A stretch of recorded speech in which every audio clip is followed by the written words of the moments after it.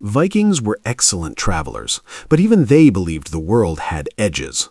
Not literal cliffs where ships fell into nothingness, although, to be fair, that would have been very on brand for their mythology, but psychological edges.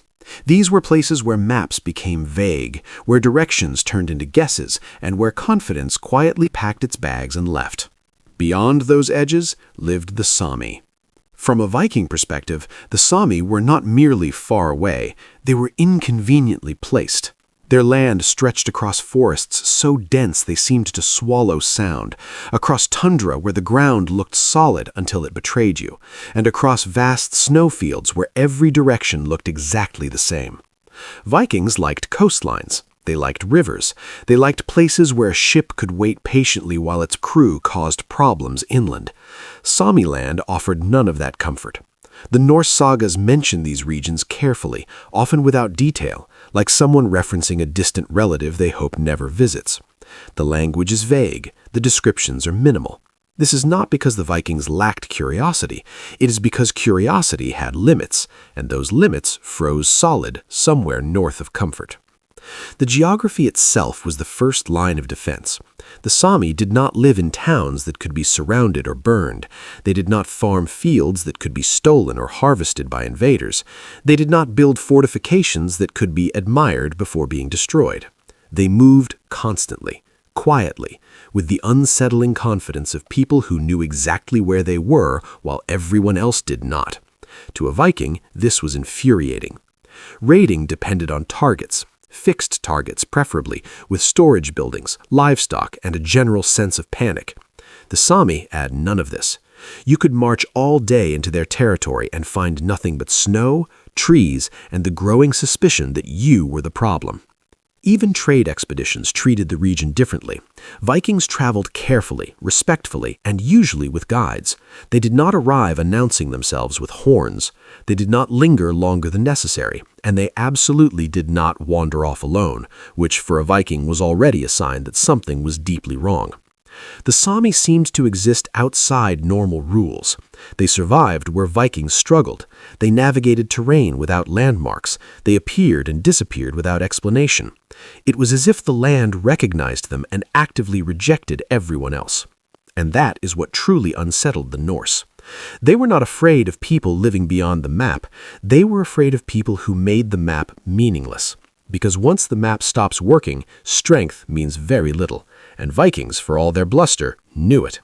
Vikings liked enemies they could blame. A rival clan, a stubborn king, a monk who looked at them wrong. These were tangible problems. What they did not like was an enemy that could not be stabbed, shouted at, or dramatically defeated in single combat. Sami territory had that problem. The land itself seemed to resent visitors. Forests were dense enough to muffle sound, turning shouted orders into awkward whispers that went nowhere. Snow absorbed noise like a conspiracy.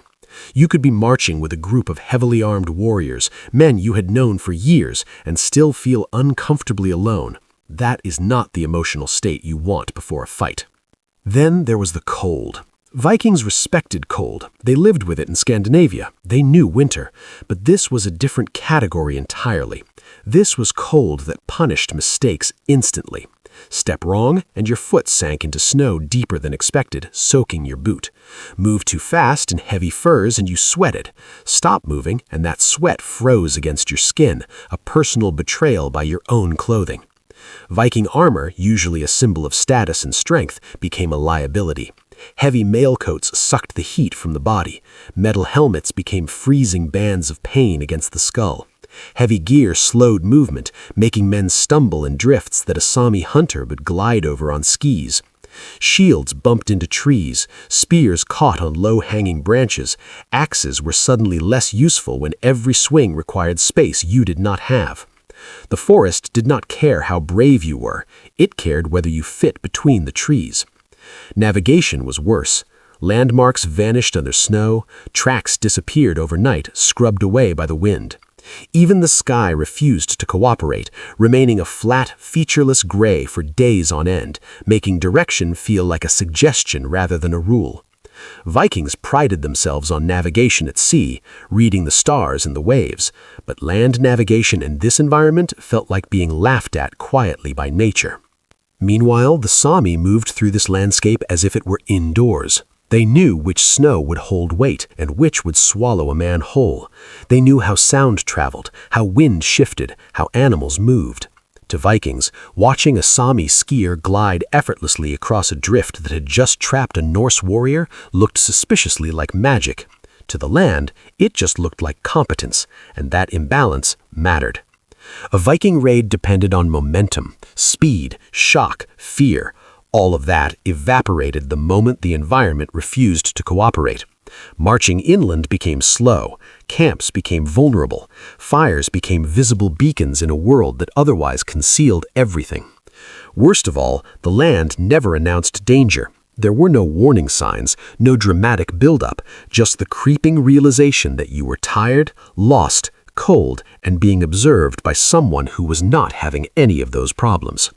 The land did not need to fight the Vikings. It simply removed their advantages and waited. And when the environment itself seems to be on the enemy's side, courage starts feeling a lot like poor planning. Vikings expected enemies to behave politely. By that I mean they expected them to stand somewhere visible, preferably yelling, so everyone knew where the violence would begin. Even ambushes followed certain unspoken rules. Someone rushed out, someone shouted, someone made a mistake loudly. What Vikings did not expect was to be attacked by people who apparently did not wish to be seen at all. In Sami territory, fights did not start, they occurred. A man was walking, thinking about absolutely nothing important, when suddenly he was not walking anymore. Arrows arrived without warning, without sound, and without the courtesy of revealing who fired them. One moment there was a group, the next moment there was confusion, shouting, and someone asking a very reasonable question like, "Where did that come from?" The answer was usually everywhere and nowhere.